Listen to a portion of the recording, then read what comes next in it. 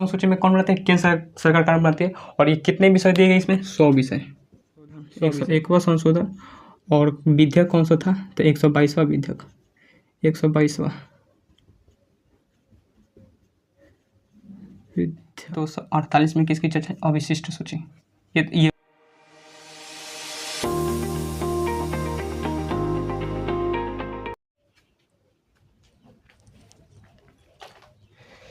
जय हिंद।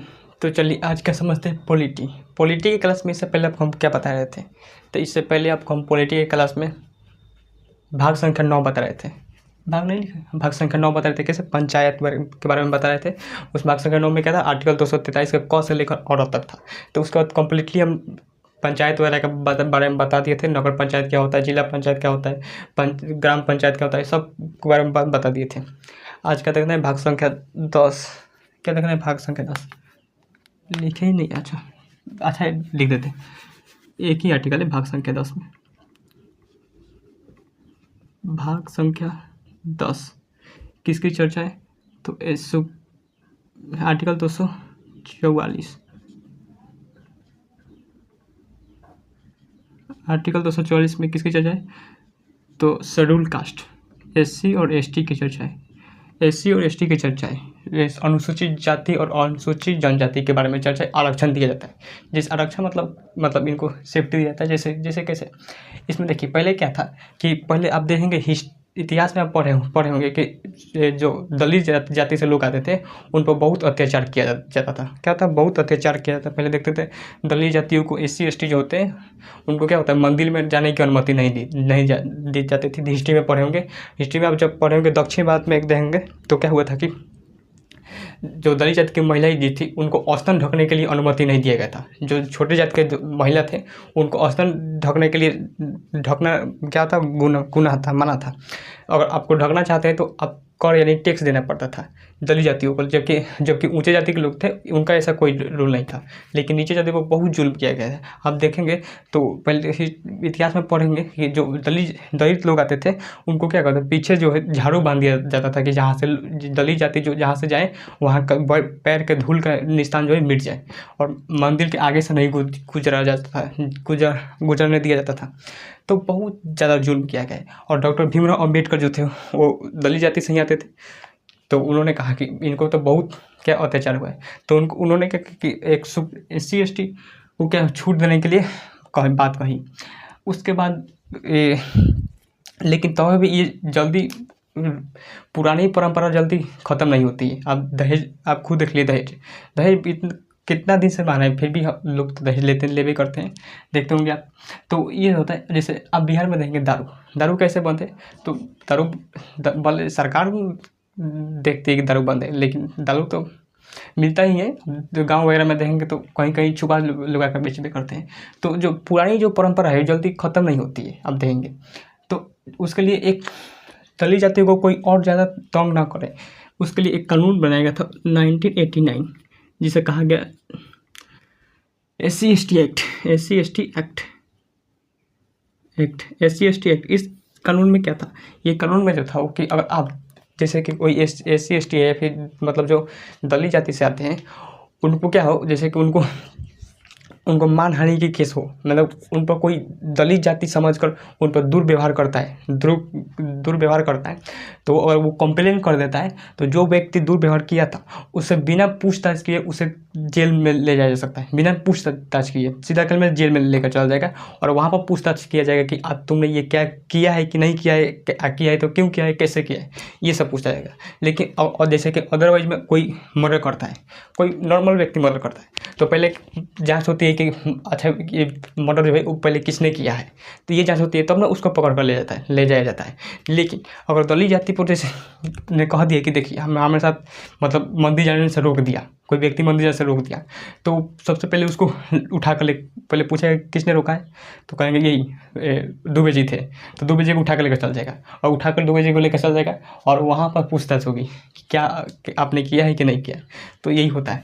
तो इनको छूट देना बहुत ही जरूरी है, क्योंकि आप देखेंगे क्योंकि ये लोग बहुत अत्याचार सहे हैं। तो ये हो गया भाग संख्या 10। और भाग संख्या बस 10 यही था। अब देखते हैं भाग संख्या 11, इसको हटाते हैं।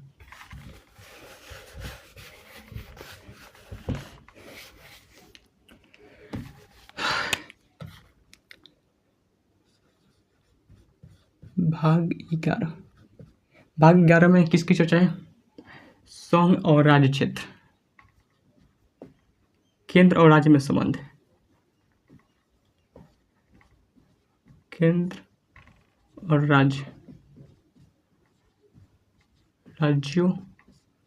में संबंध।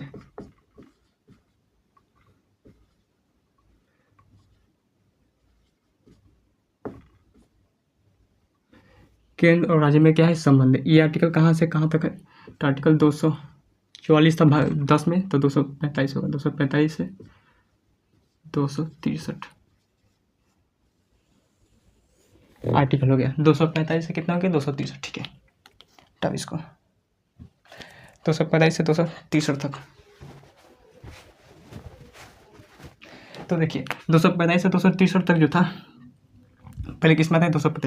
245 में क्या कहा गया है? देखिए 245 में कहा गया है कि क्या होता है कि केंद्र सरकार के लिए संसद और विधानमंडल जो है वो क्या है कि विधायिका के लिए कानून बनाएंगे, विधायिका में जिम्मेदार होंगे। यानी जैसे कि संसद हो गया, संसद जो है वो किसके लिए कानून बनाएगा?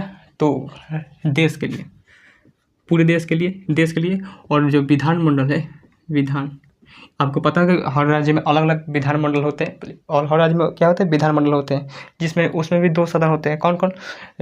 विधानसभा और विधान परिषद। हालांकि विधान परिषद जो है वो ज़्यादा राज्यों में नहीं, 6 राज्यों में लागू है, लेकिन विधानसभा मेनली कानून बनाती है। तो जिसमें विधान परिषद होगा तो वो भी तो पार्टिसिपेट करेगा। तो ये हो गया। तो विधानमंडल जो है वो किसके लिए कानून बनेगा? तो राज्य के लिए। किसके लिए बनाएगा? राज्य के लिए बनाएगा। जबकि संसद जो है वो किसके लिए कानून बनाएगा? देश के लिए कानून बनाएगा। किसमें? 245 में। किसमें? 245 में। अब आर्टिकल 246। देखिए हर आर्टिकल के हिसाब से आप मत याद रखें, बस इतना ही याद रखना है। इसमें कुछ खास आर्टिकल नहीं पूछे जाते। कोई बहुत रियलिटी जो है वो आर्टिकल पूछने की बताइए, इसमें संसद जो है वो देश के लिए कानून बनाते हैं किस आर्टिकल में, ऐसा नहीं पूछे। बहुत ही कम, ऐसा पूछ भी नहीं करेगा, आप देख लीजिएगा। तो ये लेकिन कौन क्वेश्चन पूछ सकता है ये? फिर तो नॉर्मल तो ये क्वेश्चन है कि बताइए देश के लिए कौन कानून बनता है? संसद। और राज्य के लिए कानून बनता है विधानमंडल। ये होगा आर्टिकल 246। आर्टिकल 246 में क्या कहता है? देखिए अब कानून बनाने के लिए तो देश के लिए कानून बनाने को दे दिया गया संसद को, और राज्य के लिए कानून बनाने के लिए दे दिया किसे? विधानमंडल को। लेकिन वो कौन से कानून जो है वो कौन से कानून राज्य सरकार बनाएगी और कौन से कानून केंद्र सरकार बनाएगी, यानी संसद बनाएगी। संसद में केंद्र सरकार याद रखेगा। तो संसद किस टॉपिक पर केंद्र सरकार कानून बनाएगी, किस टॉपिक पर राज्य सरकार बनाएगी, उसके लिए चर्चा किस में कहा गया? 246 में। इसमें कहा गया कि जो है संघ सूची। देखिए केंद्र जब कानून बनाती है तो उसे हम लोग संघ सूची कहते हैं। मतलब जैसे कि विधायिका लिख सकते हैं, विधायिका के लिए संघ सूची। विधायिका के लिए विषय होगा ना।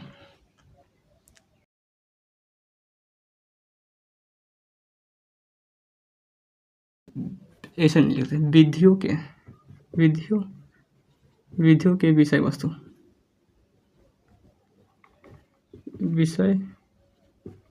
वस्तु ये ठीक रहेगा। तो विधियों के लिए विषय वस्तु, जैसे कि विषय वस्तु अब बता दिए। जैसे आपको पता होगा एक होता है संघ सूची,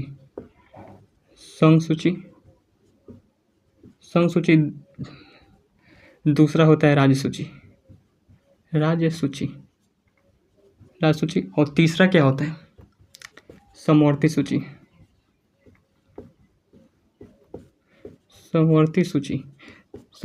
देखिए संघ सूची में क्या होता है कि केंद्र सरकार बनाती है। आप खुद देख लीजिए, संघ सूची में कौन बनाती है? केंद्र सरकार कानून बनाती है। संघ सूची में कौन बनाती है? केंद्र सरकार कानून बनाती है। और ये कितने विषय दिए गए इसमें? 100 विषय। कितने दिए गए? 100 विषय। और राज्य सूची में जो राज्य सरकार कानून बनाती है, इसको कितने दिए गए विषय? 61 दिए गए। कितना देंगे? 61। हालांकि इससे पहले राज्य सूची में 65 थे। कितने थे? 65। 65 जो है वो राज्य सूची के विषय में था कि राज्य सरकार जो है वो 65 विषय पर कानून बना सकती है। किस विषय पर? 65 विषय पर जो है वो कानून बना सकती है। लेकिन इसे अब हटा दिया कि अब कितने विषय हैं? 61 विषय हैं। समवर्ती सूची में कितने विषय हैं? 52। कितने विषय हैं? 52। तो संघ सूची में 100 विषय हैं। जो 100 विषय पर जो है वो संसद कानून बना सकती है। राज्य सरकार यानी विधानमंडल जो है वो 61 विषय पर कानून बना सकती है। और समवर्ती सूची क्या होता है? समवर्ती सूची में क्या होता है कि संघ सूची तो केंद्र सरकार बनाएगी, राज्य सूची में राज्य सरकार बनाएगी। लेकिन जब कभी केंद्र सरकार और राज्य सरकार दोनों जिस विषय पर कानून बनाने लगे उसी को हम लोग कहते हैं समवर्ती सूची। क्या है? समवर्ती सूची। जैसे जनसंख्या जो वो दोनों विषय पर कानून दोनों विषय में आता है, तो किस में आएगा? समवर्ती सूची। तो समवर्ती सूची में 52 विषय है जिस पर क्या कर सकता है? दोनों कानून बना सकते हैं। क्या बताए? दोनों। लेकिन सपोज अगर कोई किसी विधेयक पर कोई कानून जो है वो राज्य सरकार भी बना दी और केंद्र सरकार भी बना दी, और राज्य सरकार कह रही है कि हमारा कानून लागू होना चाहिए। इस समवर्ती सूची में तो दोनों बना सकते हैं। तो अगर मान लें कि एक ही विषय पर राज्य सरकार भी बना दी समवर्ती सूची में और राज्य सरकार भी बना दी समवर्ती सूची में, तो अब दोनों में तब विवाद हो जाएगा कि बताइए अगर एक ही टॉपिक पर दोनों लोग कानून बनाती है तो किसका कानून रहेगा, किसका कानून नहीं रहेगा? तो अब बताइए किसका कानून रहना चाहिए? तो सबसे टॉप कौन है? केंद्र सरकार। तो इसमें क्या होता है कि जब कभी एक ही विषय पर समवर्ती सूची में दोनों लोग यानी संसद और विधानमंडल कानून बना देती है, तो वैलिडिटी किसको माना जाता है? संसद को। किसको माना जाता है? संसद को, विधानमंडल को नहीं। ये हो गया किसमें? 246। हालांकि आर्टिकल्स अब बार हम कह रहे हैं आर्टिकल्स के आर्टिकल के हिसाब से आप कभी मत याद रखेगा, बस इतना याद रखेगा संघ सूची में 100 विषय हैं और कौन कौन विषय पर कानून बना सकती है, बस। अच्छा 246 का ये भी है, 246 का है। हालांकि इसे पढ़ाना भी नहीं चाहिए था, ये हम नहीं पढ़ेंगे तो लोग जज करने लगते हैं। 246 के ए में क्या था? जीएसटी। ये यू के लिए जीएसटी का प्रावधान। जीएसटी जो है वो क्या है? कानूनी हो चुका है। जीएसटी जो है, देखिए जीएसटी का प्रावधान क्या है? जीएसटी सबसे पहले कब लाया गया था? 2017 में। जीएसटी लाया गया था 2017 में। जीएसटी कब लाया गया था? 2017 में। कौन सा विधेयक था? कौन सा संविधान संशोधन था? 101वां संविधान संशोधन। 101वां संशोधन। और विधेयक कौन सा था? तो 122वां विधेयक। 122वां विधेयक। देखिए ये याद रखिएगा, ये क्वेश्चन पूछ देता है कि कौन सा 101वां संशोधन था और 22वां विधेयक था। ये कोई क्वेश्चन पूछ देता है। विधेयक संशोधन क्या होता है? जैसे आप कहेंगे कि पता है 101वां संशोधन हो गया, 122वां विधेयक कैसे हो गया? देखिए जब कभी विधेयक पारित नहीं होता है, तो जैसे कि सपोज पहला विधेयक आया कि हम लोग क्या करते हैं, कोई चेंज करते हैं, इंडियन कॉन्स्टिट्यूशन यानी संविधान में क्या करते हैं? चेंज करते हैं। जैसे सपोज कि पहला विधेयक आया, सब ऐसे मानने के लिए कह रहे हैं कि अगर पहला विधेयक आया कि हम लोग क्या करते हैं, चलो किसी आर्टिकल को हटा देते हैं। जैसे सपोज आर्टिकल जैसे भाग संख्या 4 को ही हटा देते हैं, बाकी नहीं, भाग संख्या 4 का है DPSP, directive principle of state policy, तो भाग संख्या 4 को हटा देते हैं। तो सपोज पहला विधेयक है, अब पारित हो गया, तो पहला विधेयक हो गया, अब पहला जब विधेयक आया तो उसको संशोधन किया जाएगा। संसद क्या कर देगी? संशोधन करेगी। अगर वो संसद अगर संशोधन कर दी, तो अगर संशोधन कर देती है तो विधेयक पारित हो जाएगा। और पारित हो जाएगा तो पहला विधेयक जो था वो क्या हो गया? विधेयक आया कि भाग संख्या 4 को हटाते हैं और वो विधेयक पारित भी हो गया, तो वो क्या कर लाएगा? संशोधन। तो पहला संशोधन हो गया। अब दूसरा विधेयक आया कि हम लोग क्या करते हैं, अब फिर भाग संख्या 3 को खत्म कर देते हैं। हालांकि 3 को तो खत्म करेंगे तो पूरा आम आदमी का तो अधिकार ही छीन जाएगा, मूल अधिकार तो उसी में 3 में। तो क्या करता है कि दूसरा विधेयक आया कि हम लोग भाग संख्या 3 खत्म कर देते हैं, लेकिन वो जो विधेयक जो था वो पारित नहीं हो पाया। तो संशोधन किया गया, लेकिन संशोधन में वोटिंग बहुत ही कम मिली, जिस वजह से पारित नहीं हो पाया। तो भाग संख्या 3 को हटाने के लिए दूसरा विधेयक आया, और दूसरा विधेयक जो था वो क्या हुआ? पारित नहीं हुआ। तो विधेयक तो दूसरा ही रहेगा, अगला फिर विधेयक आएगा, तो अब तीसरा विधेयक आएगा। और कोई तीसरा विधेयक लाया गया कि सपोज दैट हम लोग अब भाग संख्या जैसे समवर्ती सूची खत्म करते थे, क्या करते? समवर्ती सूची। तो भाग संख्या अगर 3 विधेयक 3 आया, समवर्ती सूची खत्म हो गया। समवर्ती सूची खत्म करने के लिए तो उस पर संशोधन किया गया और वो संशोधन पारित हो गया। तो संशोधन जो था वो दूसरा संशोधन हुआ, क्योंकि दूसरा संशोधन पारित हो गया, जबकि भाग संख्या 3 को हटाने के लिए पारित नहीं हो पाया था। तो उसी तरह से क्या हुआ, बढ़ते चल जाता है। तो उसी तरह से जब 2017 में क्या लाया गया था, GST लाया गया था। अच्छा, GST लोग कितने लोग बता सकते हैं, GST कहाँ से लाए गए, किस मॉडल पर आए थे? तो GST जो है कनाडा के मॉडल पर नहीं थे। तो 2017 में लाया गया, तो 122वां संशोधन था, 122वां संशोधन किया गया। और विधेयक जो था, 122वां विधेयक था, क्या था, 122वां विधेयक था और 101वां संविधान संशोधन हुआ। तो ये हो गया GST। अब कहते हैं आर्टिकल 247। देखिए आर्टिकल 247 जो है वो क्या है, इसमें किसकी बात करता है? तो मुख्य रूप से इसमें क्या कहता है, संसद जो है वो क्या कर सकती है, एक नया न्यायालय खोल सकती है, यानी एक नया कोर्ट खोल सकती है। संसद नया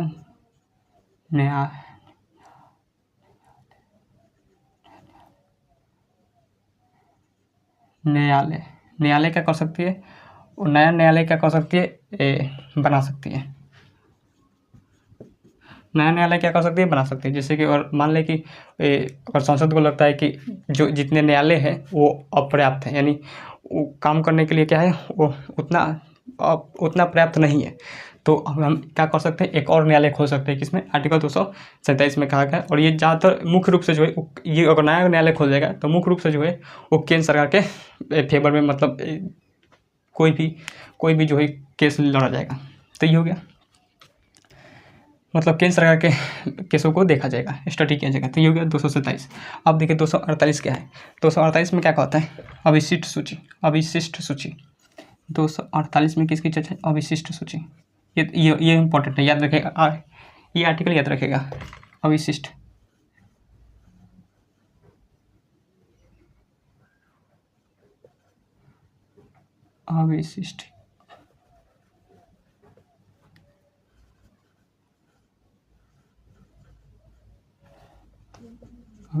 सूची क्या कहते हैं, अविशिष्ट सूची इंग्लिश में रेसिडेंट पावर्स।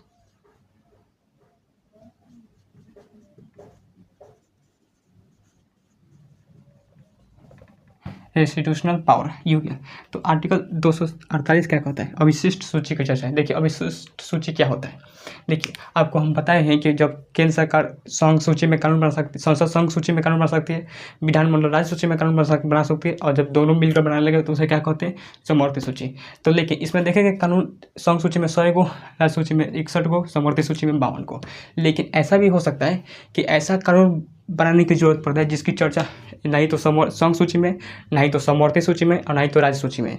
ऐसा भी हो सकता है कोई कानून बनाना जरूरी पड़ जाए। जैसे अब खुद ऐसा कानून जरूरी पड़ सकता है, जैसे आप खुद सोचिए, बताइए 2019 से पहले जब कोरोना नहीं आया था, तो बताइए कोई भी डॉक्टर जो है वो क्या जो कोरोना का जो वैक्सीन था, रेमडेसिविर ये था, नाम याद नहीं आ रहा है, कि जो कोरोना का वैक्सीन जो था वो बताइए बिना कोरोना आए उस वैक्सीन को बनाया जा सकता था? नहीं, पहले तो वो केस आएगा तब ना उस केस पर अध्ययन करके उस पर क्या कर सकते हैं, हम बना सकते हैं। और बताइए कोई ऐसा कानून बनाने की जरूरत पड़ जाए जिसकी चर्चा नहीं तो संघ सूची में, नहीं तो राज्य सूची में, नहीं समवर्ती सूची में, तो वो जो है अविशिष्ट सूची में रखा जाता है। किसमें, उसको हम अविशिष्ट सूची में रख देते हैं और उसमें कानून बनाते हैं। तो उसका भी ज़्यादा अधिकार किसका रहता है, केंद्र का। किसका रहेगा, केंद्र का। अविशिष्ट सूची, अच्छा अविशिष्ट सूची कहाँ से लेके है, कनाडा से। इसका अधिकार किसका होता है, केंद्र का। अधिकार किसका होता है, केंद्र का। इस पर अधिकार जो होता है वो केंद्र का होता है। अविशिष्ट सूची में केंद्र का अधिकार होता है। किसका अधिकार होता है, केंद्र का अधिकार होता है। लेकिन हालांकि जब ऑस्ट्रेलिया और चाहे अमेरिका में देंगे तो अमेरिका में जो अविशिष्ट सूची उस पर राज्य सरकार का अधीन, किसका अधीन होता है, राज्य सरकार का अधीन होता है। ऑस्ट्रेलिया में भी राज्य सरकार, हालांकि ऑस्ट्रेलिया भी राज्य सरकार के अंतर्गत आता है, लेकिन हमें दूसरे के कानून से क्या मतलब देना, अपने कानून से देखना है। तो 247 में समझ गए, कनाडा से लेगा विशिष्ट सूची, रेसिडेंट पावर, और इस केंद्र सरकार के अधीन रहता है। अब आते हैं आर्टिकल 249। आर्टिकल 249 में क्या कहता है, राज्य सूची में कानून संसद बना सकती है। आर्टिकल 249, 249 इसमें कहा गया है कि संसद जो है, संसद क्या है, संसद जो है वो राज्य सूची में कानून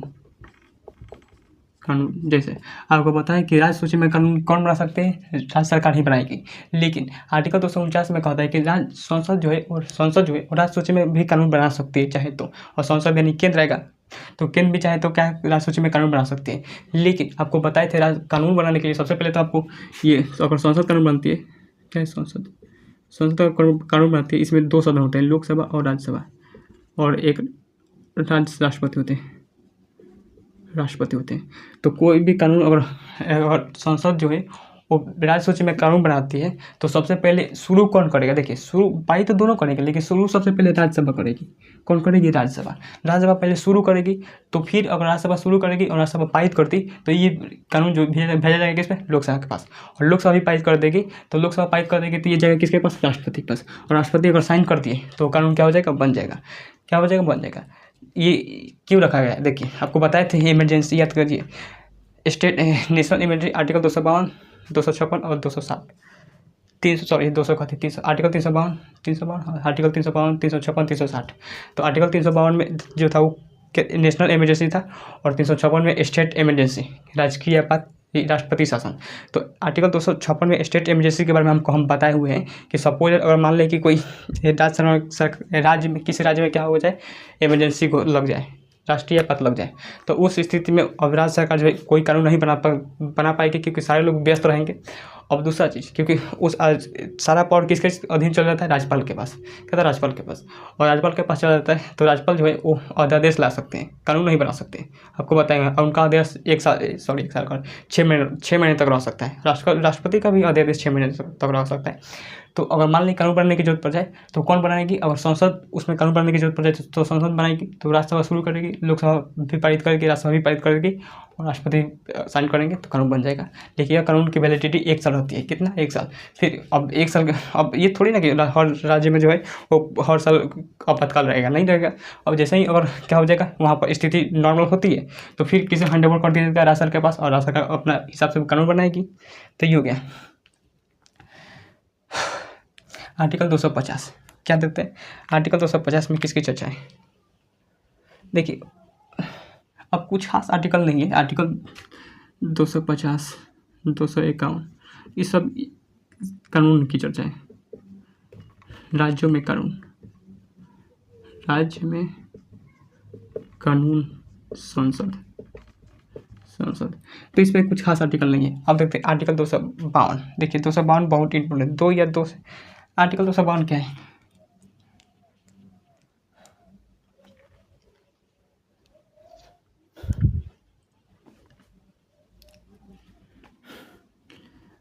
ये वीडियो बहुत ही लंबा हो जाएगा, तो देखिए आज के लिए यहीं तक रहने देते हैं, तब तक मिलते हैं किसी नेक्स्ट क्लास में।